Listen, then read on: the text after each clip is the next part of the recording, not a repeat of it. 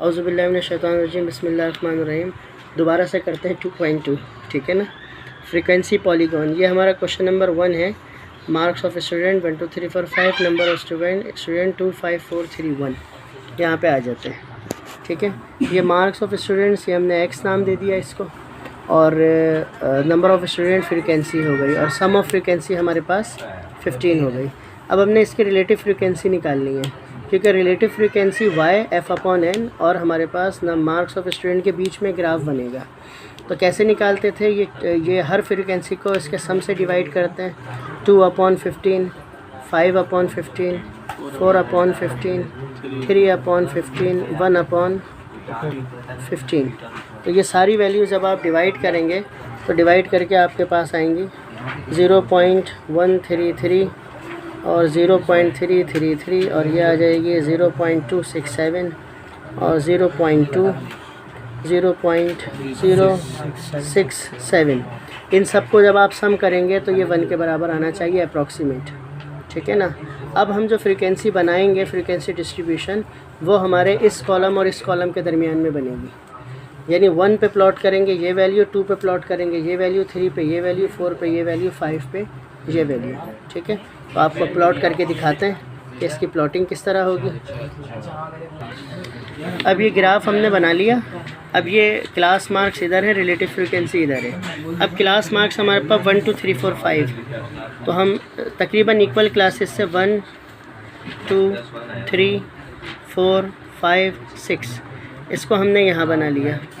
तो 1 2 3 4 5 6, और ये वैल्यू हमारे पास जो है 0.2 और 0.2, 0.3, 0.1, 0.0।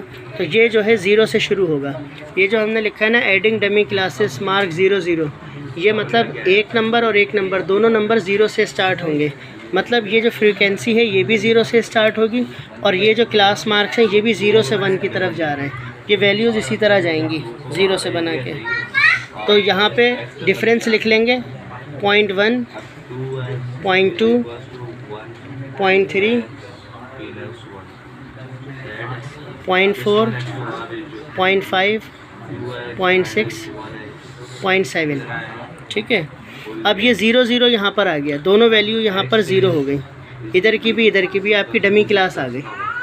अब आपके पास 1 के ऊपर क्या है, 1 पे 1.33, तो 0.133, तो 0.133, तो 0.1 ये हो गया, और 1 पे 0.2 से नीचे होगा, तो ज़रा सा ऊपर करके यहाँ पे डॉट लगा देते हैं, एक डॉट ये आ गया। अब दूसरी वैल्यू क्या है, 2 पे आपके पास 0.33, 2 पे 0.33, तो ये 2 आ गया, ये 0.3 है, तो ये 2 पे 0.3 पे लाएँ, और 3 3 है, तो ज़रा सा आगे करके यहाँ पे पॉइंट बना दें। अब 3 पे क्या है, 0.26, तो 0.26, तो 0 इस पे 0.2, और 2 और 3 के बीच में तकरीबन 2.5 यहाँ पे आएगा, और उसे ज़रा सा ऊपर कर दें तो ये 2.6, ये तीसरा आ जाएगा। फिर 4 पे क्या है, 0.2, 4 पे 0.2 लाइन पे आ जाएगा, ये लाइन हो गई। और 5 पे आपके पास जो है 0.06, तो 0.06 का मतलब ये है कि 5 पे 0.1 है, ये मज़ीद डिवाइड होगा, यानी बहुत ही छोटा हो गया, तो आप बिल्कुल यहाँ पे बना दें, ठीक है। अब आप इसको ज्वाइन कर दें, ये आपका फ्रीक्वेंसी पॉलीगॉन हो गया। इन पॉइंट्स को ज्वाइन कर दें, ये आपका फ्रीक्वेंसी पॉलीगॉन हो जाएगा। अच्छा, ये हमारा हो गया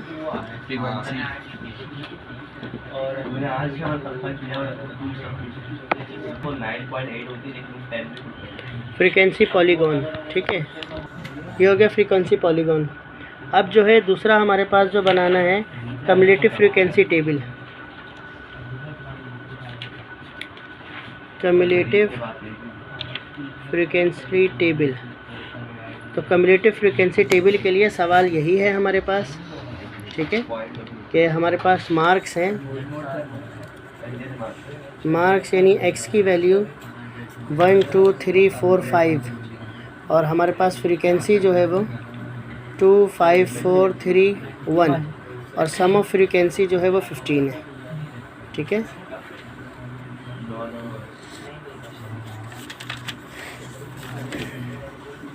अब इसमें जो है इनका डिफरेंस क्या है, क्लास का डिफरेंस जो है वो 1 आ रहा है। ठीक है, और इसके डिफरेंस को हम आधा करेंगे तो कितना हो जाएगा 0.5। तो हमारे पास जो वैल्यूज़ हैं, ये जो वैल्यूज़ हैं, तो इसमें हम जो फ्रीक्वेंसी टेबल बनाएंगे, फ्रीक्वेंसी टेबल हमारे पास दो तरीक़ों से बनता है। एक अपर क्लास लिमिट का बनता है या अपर क्लास बाउंड्री, और एक हमारे पास बनता है लोअर क्लास बाउंड्री का। दो टेबल बनते हैं दो तरह के हमारे पास। तो अपर क्लास बाउंड्री में जो हम बनाएंगे, इसमें वैल्यू प्लस करेंगे जो डिफरेंस आया है। तो 1 में मैं 0.5 प्लस करूँगा, 1.5 2 में करूँगा, 2.5 3 में, 3.5 4 में, 4.5 5 में, और लोअर क्लास बाउंड्री बनाऊँगा तो इसमें से माइनस करूँगा 0.5, इसमें से 1.5, इसमें से 2.5, इसमें से 3.5 और इसमें से 4.5। अब मैं फ्रीक्वेंसी के साथ एक दफ़ा इसको प्लॉट करूँगा, एक दफ़ा इसको प्लॉट करूँगा। तो मेरे पास ये वाली जो है अपर क्लास बाउंड्री फ्रीक्वेंसी बनेगी, ये लोअर की बनेगी। अब इसकी कम्युलेटिव फ्रीक्वेंसी बनाएंगे, फ्रीक्वेंसी की कम्युलेटिव। तो पहले 2 आ जाता है पहला नंबर, फिर उसमें नीचे वाला प्लस करते हैं। 2 + 5 7, 7 में 4, 11, 11 में 3, 14, 14 में 1, 15। अच्छा, ड्रॉ जो है वो इसका नहीं होगा, आपके ये कम्युलेटिव फ्रीक्वेंसी का होगा।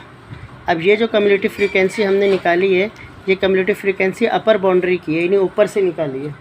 ठीक है, एक और कम्युलेटिव फ्रीक्वेंसी बनेगी जो लोअर क्लास बाउंड्री की होगी।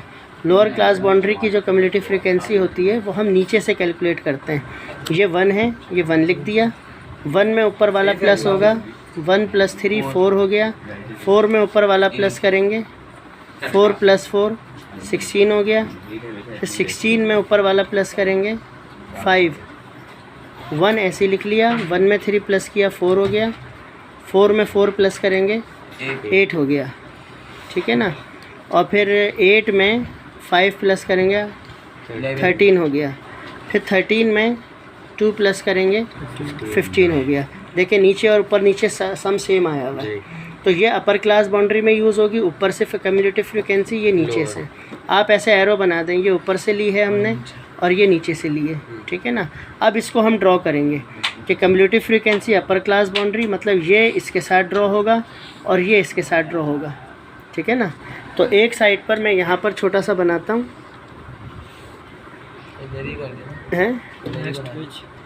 अच्छा, अब ये वैल्यूज़ हैं, यहाँ अपर क्लास बाउंड्री ले ली, अपर क्लास बाउंड्री, और यहाँ कम्युलेटिव फ्रीक्वेंसी। तो अब ये अपर क्लास बाउंड्री जो है हमारे पास 1 से लेके 5 तक है। तो 1 2 3 4 5 6, 1 2 3 4 5 और 6, और अपर क्लास बाउंड्री 6 तक आ गई, और उसकी जो है कम्युलेटिव फ्रीक्वेंसी मेरे पास 15 तक है। ठीक है ना, तो अब अगर मैं इसको 15 तक ड्रॉ करूँगा तो ऐसे कर लेता हूँ, 2 4 6 8 10 12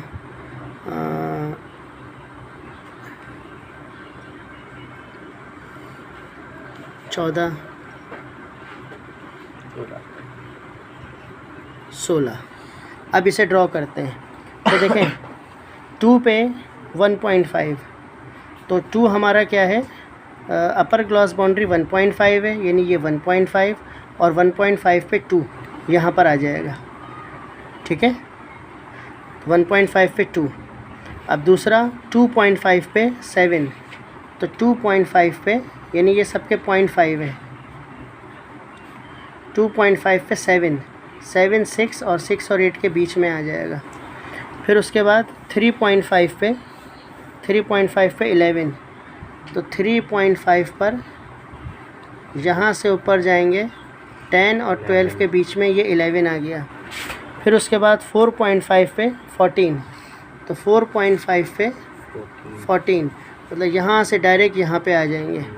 फिर 5.5 पे 1, 5.5 पे 15, तो 5.5 पे यहाँ से सीधा ऊपर आएंगे, तो ये यहाँ पर आ जाएगा। तो ये हमारी जो फ्रीक्वेंसी पॉलीगॉन जो बनेगा ये ऐसे बनेगा, ये अपर क्लास बाउंड्री है। लोअर क्लास बाउंड्री इसकी रिवर्स बनती है। अगर मैं इसी को रिवर्स करूं, लोअर क्लास बाउंड्री, अब लोअर क्लास बाउंड्री में भी 1 2 3 4 5 6 और इसको भी ऐसे ही ले लेते हैं। लोअर क्लास बाउंड्री कहाँ तक आई है? कम्युलेटिव फ्रीक्वेंसी 15 तक ही आई है। ठीक है, तो इसको ऊपर कर लेते हैं, तो ये मेरे पास आ जाएगा। थोड़ा सा कम कर लेते हैं, 2 4 6 8 10 12 14 16। अब मैं इसे ड्रॉ करूँगा। देखें लोअर क्लास बाउंड्री, यहाँ पे तो कम्युलेटिव फ्रीक्वेंसी ही होगी इसकी। ठीक है, अब अगर मैं इसको ड्रॉ करूँगा तो मेरे पास लोअर क्लास बाउंड्री 0.5 में 15 है, तो 0.5 में 0.5 यहाँ पे 0.5 में 15 यहाँ पे आ जाएगा। फिर उसके बाद 1.5 पे 13 है, यानी 1.5 पे 13, तो ये इधर आ जाएगा। अच्छा, 2.5 पर 8 है, 2.5 पर 8 आ जाएगा। 3.5 पर 14 है, 3.5 पे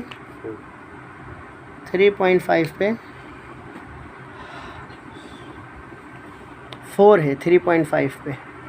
ठीक है, 3.5 पे 4 है, तो यहाँ पे आ जाएगा। और 4.5 पे 1 है, तो 4.5 पे 1 है, तो ये 2 से भी नीचे आएगा, 1 यहाँ पे आ जाएगा। तो ये जो है वो ऐसे बन जाएगी। तो ये दोनों जब मिलती हैं तो ये पूरी क्लास फ्रीक्वेंसी बन जाती है। ये अपर और लोअर की दो मिक्स है ना, जब दोनों को कंबाइन करते हैं तो ये हम इस तरह बन जाता है, ये इस तरह हम बन जाता है। ये अपर और क्लास लोअर दोनों, ये अपर क्लास बाउंड्री होती है और ये लोअर क्लास बाउंड्री होती है। तो इस तरह ये दोनों अलग अलग